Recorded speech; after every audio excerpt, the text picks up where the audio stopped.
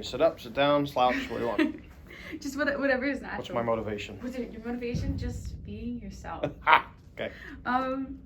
What are we talking about? I have a few questions, but it's whatever you want to talk about. I just like to get to know you better and learn what you like. Oh, good. So what's an average day like for you here?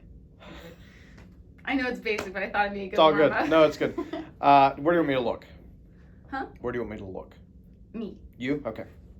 All right. So an average day. Well, many days are different.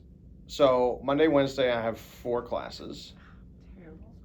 2 of which are rehearsals. Uh-huh. And then Tuesday, Thursday, Friday, I either have student-teacher observations or independent studies, like conducting independent studies, or a lot of meetings. So we're doing a lot with budgeting, and right now we just finished course scheduling for next year with 217 courses in the music department. Now, some of those are lessons, but it's still over 150 that are not lessons. That's a lot. Crazy. Yeah. So. Is Sarah this is just like for my own purposes, yeah. Is Sarah in an independent conducting study? She's doing an independent study in conducting. Hannah Miner, Ben Cassiopo's doing one. And so, yeah, I usually have 3 or 4 independent studies a semester. Cool. Yeah. Does it seem like she enjoys it? Oh, yeah, I think so. Yeah. I think she does too. I just like. So it's a lot of running, I would say. It's a lot of running. A lot of running around all day. And are you head of the department? I am, yes. You know me, just coming in here so I can get to the theater. It's all good, yes. Tell me one of your favorite stories about you and your students. And my students. Yeah, like a favorite story with your students. Oh my gosh. Okay.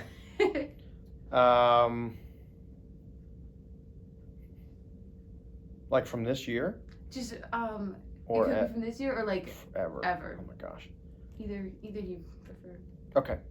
Well, I'll tell you one of the funniest moments was in a concert. I want to say 4 years ago, maybe 5.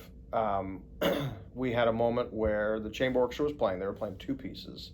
One was just strings, very calm, serene. The other piece was with strings and drum set. And the drum set player wasn't paying attention during the concert of which piece went first. And so I went to cue the opening of the very calm, gentle piece that starts with just strings kind of just shimmering and gently entering. And I went, and he wham and slams the cymbals. And it was in the middle of a concert. And it's like, what do you do? And so I just put my hands up like this, and then I pointed at him and shook my hand. And he's like, did I play the wrong song? Yep, sure did.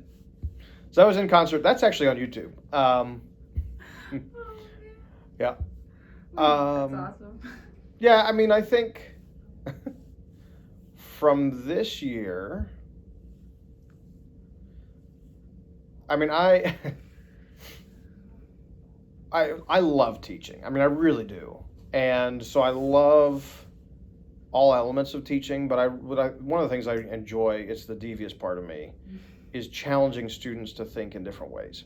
So like with Sarah Dawson and Hannah Miner, who are doing the conducting Independence Day, and they're conducting next week in the concert. They've been working for months on their pieces. And what I do at one point with all the student conductors is I make them conduct without, I make the orchestra play without them about 2 months after they've been working on it, to realize that most conductors do too much because we are control freaks. And we're Grove City College students who are also type A. And so we want to control everything in our sphere, right? Yeah. Yeah. And so when they realize that the group can do it without them, maybe not as well, but they can still do it, they both have had a moment where it was like, oh, I don't need to control every little thing. And when you come to that realization as a conductor, you then realize that the things that I can control or that I should control can have much more impact. So it goes from just like an open fire hydrant, just pouring out water, to intentional use of the energy. So I think that's one of my favorite things to see, and I see it every year. So that's kind of cool. That is cool. Yeah. Oh, this one is also kind of just Great. because I wanted to know. I can't wait. Do you remember the first time you met your wife? I sure do. I love her so much. She tells the story a little differently than I do, but yeah, I mean, okay, this is terrible. Okay, we were at Carnegie Mellon. Mm-hmm. Yes. I was a master's student. She was undergrad voice performance. She was a junior. I was a first year student. I'm going to give you way too much information, but that's okay. So I remember meeting her, and all the voice majors were together. I remember meeting all of them in not the lounge, but like I don't know what it's called. Anyways, where everybody gathered between classes, and it was September, and I remember her coming in, and in retrospect, I just realized she was just not quite a hippie, but she was just kind of cool, and yeah. She was wearing yellow tinted glasses, and the next day she was wearing like pink tinted glasses, and the next day was a different tint of glasses. And my initial impression of her was, this is a pothead who's high because she's wearing sunglasses inside. Okay? This can't be true. Oh, it's absolutely true. She'll tell you that. She'll confirm that part. Oh yeah. I can't imagine her ever like oh yeah, for real. Oh my god. Yeah. Okay, but she wasn't a pothead. I mean, it's just that was her style. Was wearing different shades of glasses. Tinted glasses. I mean, I had never seen that before.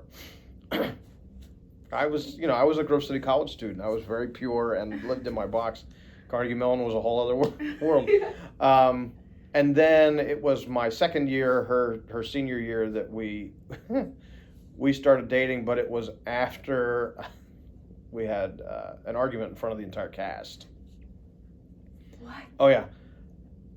Tell the story. Okay, so we were doing Smile by Marvin Hamlish. Is that the? It's a terrible show. It's the beauty pageant. Yeah. Horrifying. Just horrifying. Bad. It's terrible. Absolutely awful. And she was one of the anyway. So we had a difference opinion on how a rhythm should go. Mm-hmm. And I was running rehearsal that night because Bob Page was in New York for something. And in the middle of rehearsal, I cut off the entire cast and I'm the rehearsal accompanist. And I said, look, you're a senior voice performance major. If you can't get the simple rhythms right, you should just quit. Oh, yeah, sure did. Oh, man. Mm-hmm. What did she say? She just glared at me. And then afterward, I was like, that was inappropriate. I shouldn't have done that in front of the entire cast. She still claims to this day that she has the right rhythm. And I apologized. And I said, can I make it up to you? I'll take you out for dinner or something like that. And, I mean, we had, over the previous year, we'd gotten to know each other a little bit. And it was September. Well, it must have been September. Yeah. Because we went to TGI Fridays on the waterfront in Homestead. And then we went to a Pirates baseball game afterward. And that was our first date. Really? Yeah. Did she like baseball? Kind of. I remember sitting behind a pole and not really being able to see much, because that was before you could, like when you could buy tickets, yeah. Now you can see where your seat is. Yeah. Couldn't do that then. I was sitting behind a pole the whole game. Which was actually, in retrospect, good because we talked most of the game. That's good. So, yeah. Aw. Mm-hmm. I like that story. There are many more stories like that, but yeah, those are the two good ones. My naivety. My naivety. I can't imagine her wearing glasses like that. Oh, yeah. What did she wear with them? Just like, she was like... Big sleeves, sometimes baggy pants. Yeah, I was a hippie who's smoking pot. I love her. Well. She's much more formal now. She is much more formal I've now. broken her. We always like, I come to my lesson, she's like, so like, what do you think? Like, this is like cute? And I'm like, oh my gosh, that's because she asked me, and I'm just like, yeah, it looks nice. That's what I say too, but I'm like, you look perfect. I'm obsessed. Tell me one of the best memories you have with your kids. Well, most recently, I mean, Jonah and Chloe both, I mean, a year ago we started this 1-year practice challenge, which was their idea of practicing every day for a year. And they hit that on Friday of last week. Really practicing what? They're practicing their violin every day for an entire year. And they started when they were 5 and 8, now they're 6 and 9. I mean, that's just, and we didn't force it. It was their idea and they want to do it. So, I mean, that type of, that's the musician dad in me that's like super proud. I think other things is just like, we go to Great Wolf Lodge, the indoor water park, like every couple of years. So that's a lot of fun. They just splashing around and riding rides, terrifying them. Hershey Park. We go to Hershey Park because I grew up in Hershey. Yeah. So, I mean, they love going to Hershey Park. So, it's so much fun. Do you like it when they get to be in like the shows like here, the little like musical theater workshop cameos? Oh yeah, yeah. Well, and Jonah's like he's so naturally funny. Like his comedic timing is really good, and it's scary because we have an Echo Dot and Alexa at home, and so he will just play Spotify playlists of comedians. And listening to timing and jokes and stand-up comedy. And I mean, you have to monitor certain things. Yeah. But, I mean, he memorizes these things. And it's just like, it's scary. I mean, I read the encyclopedia when I was a kid. He studies comedy. So cool. He's really awesome. So, it's fun. Do you guys you guys read Harry Potter together? Dr. Castor said he's like, we had been. We stopped because it's, what are we on? The Order of the Phoenix, which is a little darker. Yeah. So we put a pause on that. We shifted to some other books for him. The girls are all reading all their princess books. So that we have a 9-book set of Snow White, Princess and the Frog. Classics. Yeah. Cinderella, whatever. Is it Sue? He reads that with them? Not so much. No. Just the comedians. Yeah. What made you want to teach at Grove City, and how did you end up here? Okay, well, I'm a grad. Mm-hmm. Did not know that until you mentioned it earlier. Okay. So this question was... So I graduated 20 years ago. Mm-hmm. I then taught high school for 9 years, and I was here for homecoming of 2010. I came and I got a phone call from somebody, I don't know who it was, saying, when you're here for homecoming, make sure you see Dr. Arnold at the game. So Dr. Arnold was the department chair and the band director at the time. Mm-hmm. So, and he was here when I was here. So I, at halftime, went down, I watched the show and then went on the field in the end zone and just talked to him for probably 30 minutes. And he said, how are you enjoying work? And I said, it's good. And at the time I was doing my doctorate. And he said, would you be interested in having a deeper conversation with me about a potential opportunity? And I didn't know what that meant. I thought maybe this is like one of his other companies that he runs or whatever. And I said, sure. So we got together and had a dinner, and he was talking about how his wife was about to retire, and the orchestra director at the time was going to give up the orchestra to do something else, so do other teaching. And they were going to put those two positions into one position. And he said, would you be interested in a half administration job and a half teaching job? And I said, maybe, yes. So I came and interviewed, and Sasha was told that if we came that she would be able to teach some voice lessons. And we still weren't sure, though, because it was moving further away from family. We had some really good friends in Williamsport, and weren't sure. Anyway, so there were a lot of factors, though. Like, we had just had Jonah, so he was a baby. I was leaving the house at 6 o'clock in the morning and getting home at 5 o'clock at night because I had extracurriculars after school. I was conducting the musical, blah, blah, blah. Sasha was teaching at 2 local colleges, but usually in the afternoons and evenings. So she was teaching from 2 p.m. till 8 or 9 p.m., 4 days a week. So, and one of the groups I had at Williamsport had 60 performances a year. 60. Yeah, so like 2 a week, 3 a week. Yeah, it was crazy. And so we realized this is not a good atmosphere to raise children because we didn't see each other, and I was just running all over the place. So we decided, you know what, we're going to give this a try. And so we did. Yay. So, yeah. 9 years later, here we are. It's been 9 years. 9 years, yep. Wow. We came July of 2011. Do you think you guys will like be here for a while? Lord, with some video. Lord willing, I don't, yeah. Yay. Is Jonah your oldest kid? Yeah, Jonah's 9, Chloe is 6, and Ava is 3. Oh, sweet. Okay. Yeah. This is my last structured question. Okay. How does being here and teaching here and working with these people impact and influence your faith? Well, having taught public high school, it took probably 2 or 3 years to get used to the atmosphere where you can be a lot more open with what you believe. But it also makes you realize and actually then integrate that when you're gifted with music or you're gifted with some sort of performance art, that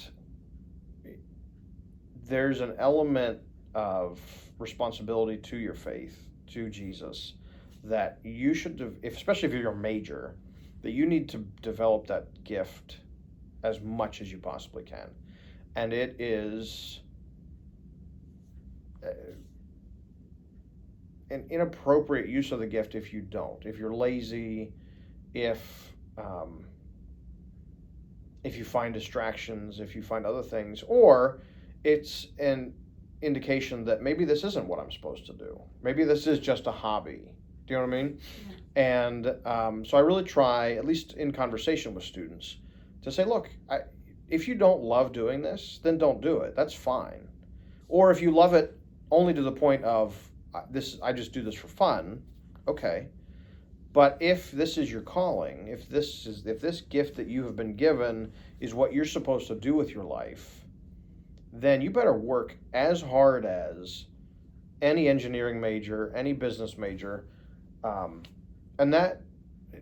So there's that element of faith, but I also take that, like at Carnegie Mellon, the head of the dean of the College of Fine Arts at one point said to all the theater, music, etc. He said, look out these windows. He says, this is Carnegie Mellon University. We have people working on artificial intelligence. We have people working on robotics. We have people working on life-saving medication.